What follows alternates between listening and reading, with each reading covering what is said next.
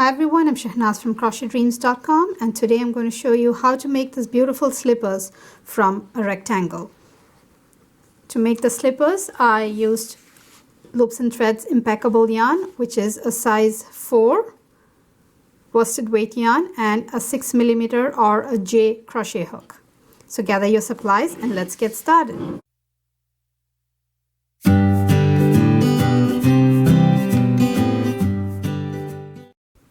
I will be demonstrating US size 7. If you want to make it in any other size, please check out the written pattern. I will leave the link in the description box below. Chain 28. 1, 2, 3, 4, 5, 6, 7, 8, 9, 10, 11, 12. 13, 14, 15, 16, 17, 18, 19, 20, 21, 22, 23, 24, 25, 26, 27, and 28. So once you chain 28, we'll start our first row, which will be a regular single crochet row.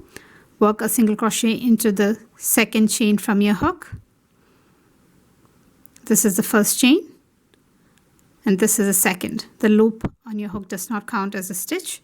So work a single crochet into the second chain. Work a single crochet into each chain across to the end of the row. So at the end you will have 27 single crochet.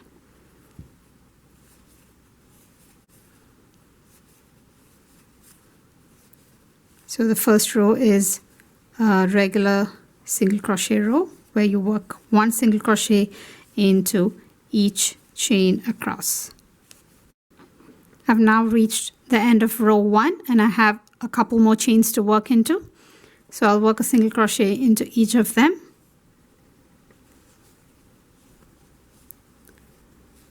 Now we're going to start our second row, which is going to be a half double crochet slip stitch row, and I'll show you how to do that. Chain 1 and turn, and the chain 1 does not count as a slip stitch. And now we're going to work our first slip stitch into the very first stitch. That is the same stitch from which the chain 1 is emerging. To work a half double crochet slip stitch, yarn over, insert your hook into the first stitch. Now pull up a loop and pull it through the stitch as well as the 2 loops on your hook. That completes a half double crochet slip stitch. Let's repeat that. Yarn over, insert your hook into the next stitch, pull up a loop and pull it through the stitch as well as the 2 loops on your hook to complete a half double crochet slip stitch. So I'll do that a few more times. Yarn over, insert your hook into the next stitch, pull up a loop, pull the loop through the stitch as well as the 2 loops on your hook. Yarn over, insert your hook into the next stitch, pull up a loop through the stitch as well as the 2 loops on your hook. So that will give you very visible bumps on the back side. So keep working herringbone half double crochet stitch, not herringbone, I'm sorry, half double crochet slip stitches across each of your stitches to the end of the row. I'm at the end of my row 2. I have one more half double crochet slip stitch to work into the very last stitch. So I'll work into the very last stitch. And that completes row 2. Chain 1 and turn to begin row 3. Work one single crochet into each stitch across. The beginning chain 1 does not count as a stitch, so you will work your first single crochet into the same stitch as a chain 1. So insert your hook, complete a single crochet, work a single crochet into each stitch across.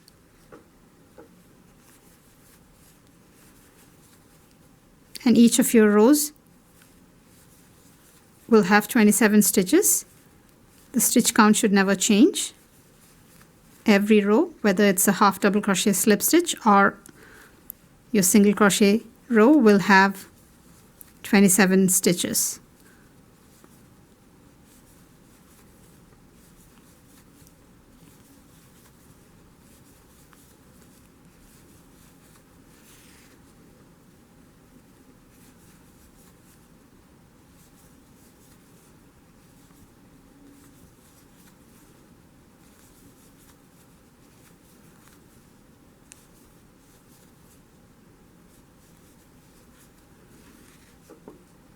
Now I've completed row 3.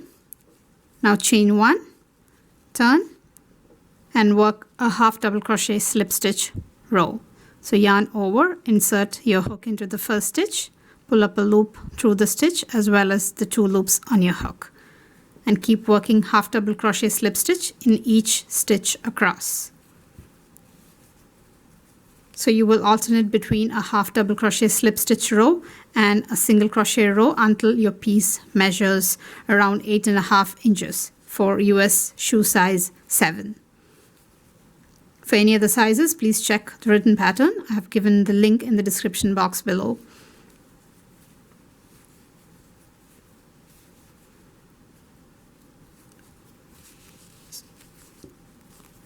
So keep repeating the 2 rows and meet me back when you have 8.5 inches. I have now completed my rectangle. It is around 9 to 9.25 inches long and 8.5 inches wide, and I'm making a size 7, US size 7. So the side you have the 2 tails hanging, this will form your ankle side, and the side where you have no tails will form your toe side. So let's see how to turn this flat piece into a shoe like this.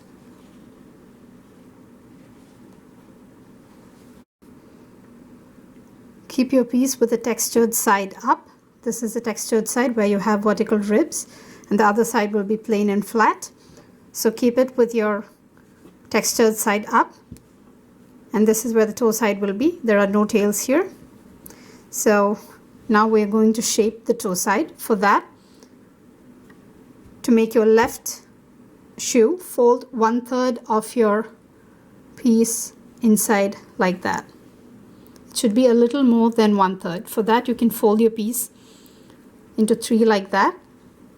And there is some part left here which is around 3 by 4 inches left after the last fold. So this fold is a little smaller than the other 2, and that is the way we want it. Open it, place a marker where this fold ends,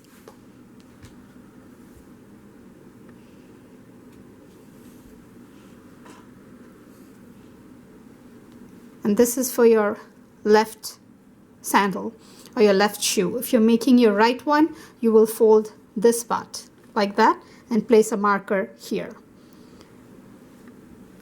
So let's go ahead and make our left one.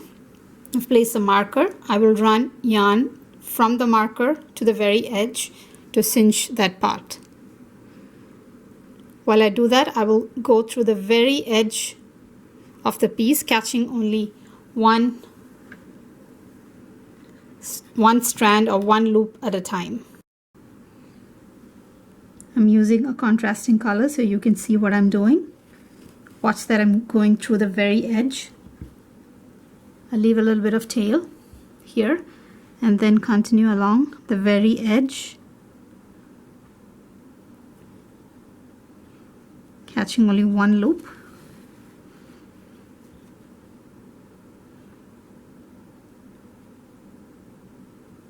You don't want to catch too much fabric or it's going to feel like a lump inside your shoe, and that will be uncomfortable. So we want to keep the seam as flat as possible by going through the very edge, catching or going under just one loop at the very edge.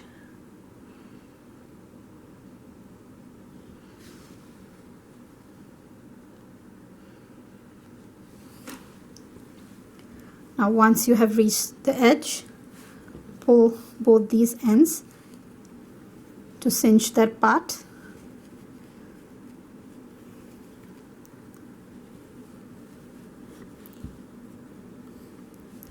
You don't want to bunch it up so much that, you know, it would like feel like a lump again. So keep your seam pretty flat like that, and then knot the two ends so you can work comfortably. Notice that there is still a hole left. We are not closing that completely, but trying to bunch it up a little so we get a flat seam. Tie both ends, and then we'll work on closing that hole left. So tying that ends will keep everything in place now. Now flatten your seam like that, and then work from the top to close that hole. Again, you'll go through the very edge or catching just one loop on either side of the hole.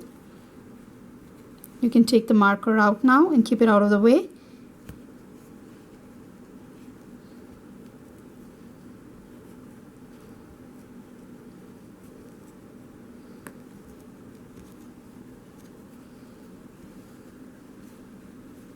You work from the top, catching just one loop on either side.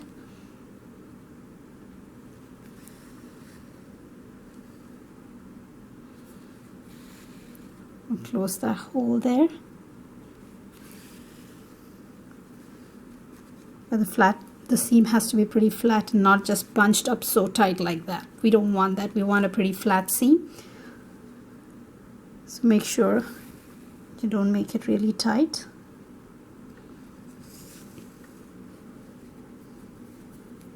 And once you reach that fold, make a knot. Make a couple of knots actually.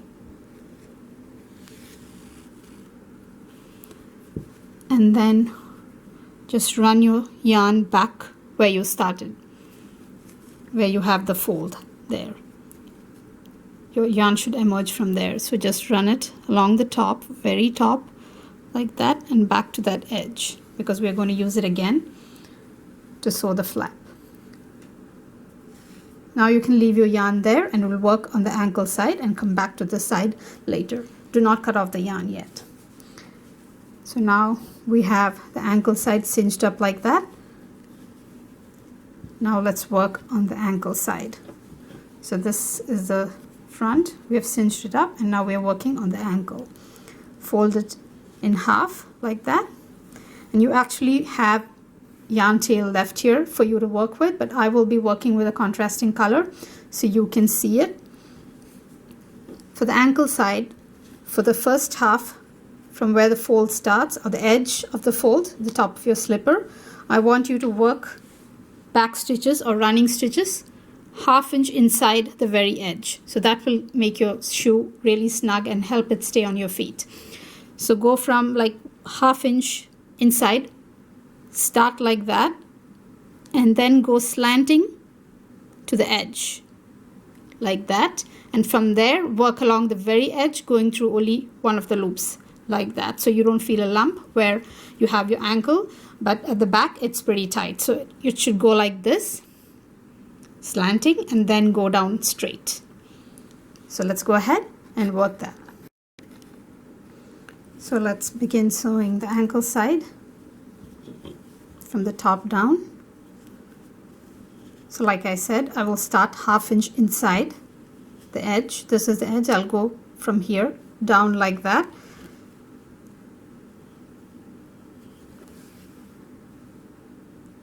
At the top I'll make a few stitches to reinforce it.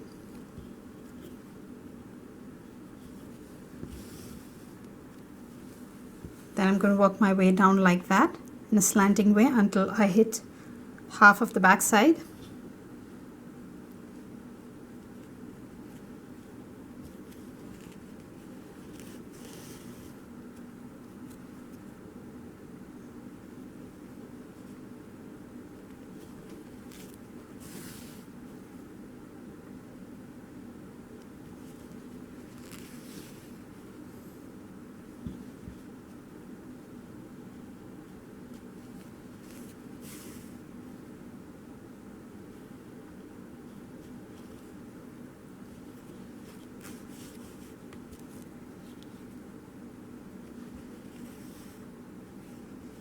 I've reached half. Now I'm going to go along the very edge here and work a whip stitch by catching only one of the loops on either side like that.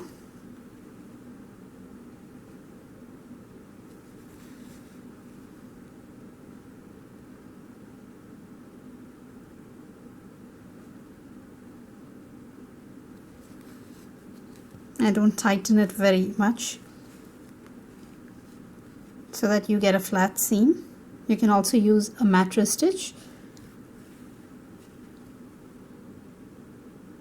Since most of the people know how to do whip stitch, I'm just showing a whip stitch. Catch only one of the loops along the edges.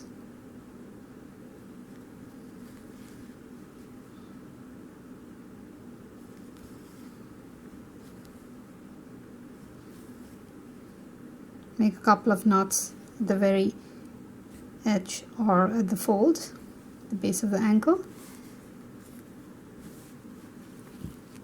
And then you can trim your yarn. So that's how you've sewn your ankle. The top part goes up, so it's tight at the top, but has enough space for your ankle to fit at the back. So here you go through the very edge, and here you catch more fabric. And now turn your shoe inside out and we'll work on the flap.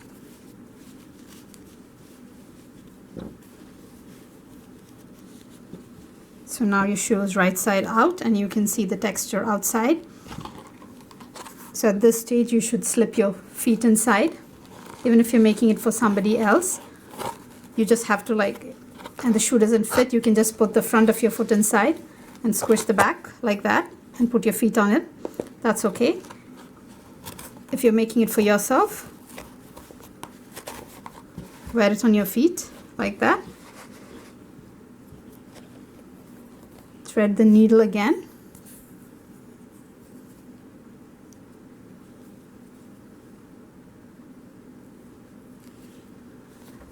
And fold the flap tight like that, as far as it would go comfortably. And now use this tail to work your way up like that. Go like that from here, go up to the very edge, and then come down until here. When you go down there, you can just pull this up a little bit and then sew that. So that will give you a really snug, well-fitting slipper that will stay on your feet. So let's go ahead and do that. Since the yarn needle is really blunt, you don't have to worry about poking yourself. Tuck this inside, make sure it comes out. Wrap well. Then go in and out through the edge of the flap, catching both the layers. It's okay if your stitches are big, you just need to hold it in place. Work until the very edge of the flap to the tip. While working on the tip, you can pull it a little bit down like that, gives a nice look, and then sew it down.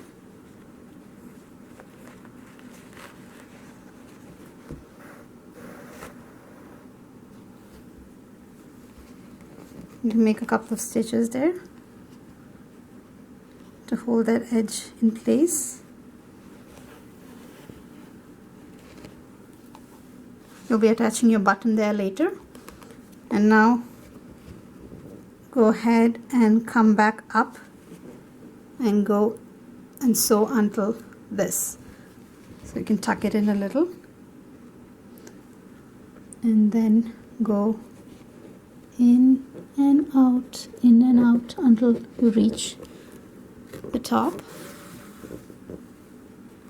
Then you can reinforce it a little here, making a couple of stitches.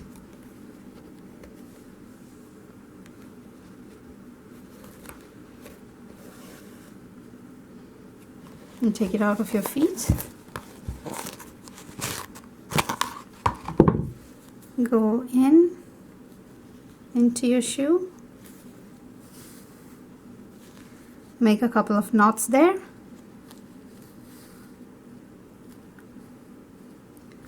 and then weave in the rest of the tail inside your shoe. You'll have more tails. Weave in all of them inside and not outside. You will have a tail at the toe side. When you weave that in, make sure you don't go at the very edge. Go through the top of your slipper rather than the bottom, so you don't feel it when you wear your shoe. So that's how it looks completed. Now you can go ahead and attach your buttons at the very edge of the flap, and one more here. You can attach one more if you want, but I prefer two. And that's it. And it's going to look like this once you complete it. So this is the left one, this is the right one I made, and this is the left one I made with you. You will have the flaps folding in the opposite directions for both the right and the left ones.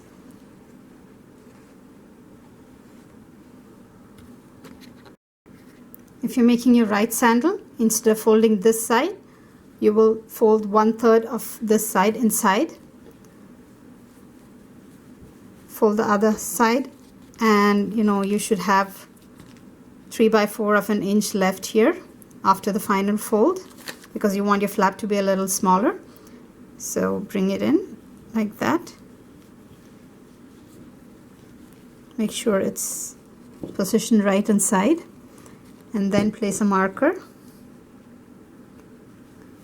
and you will run your yarn from the marker to the left and then cinch this side and bring it here like that.